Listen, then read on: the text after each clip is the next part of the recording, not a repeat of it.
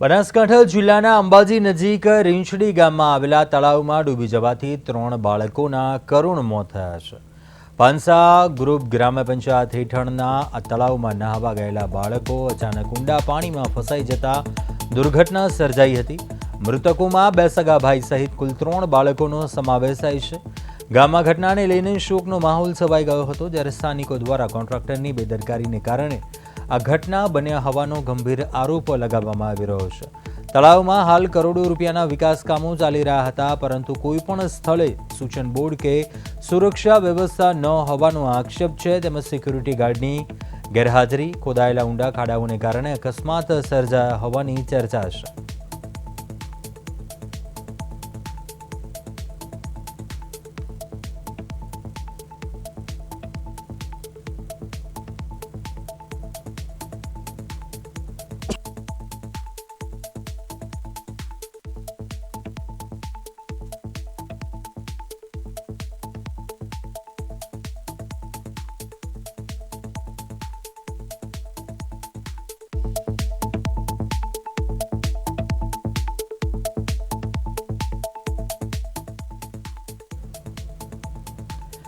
જામનગરના હોલિડે રિસોર્ટમાં નહાવા પડેલા 7 વર્ષીય બાળકનું પાણીમાં ડૂબી જવાથી મોત નીપજ્યું।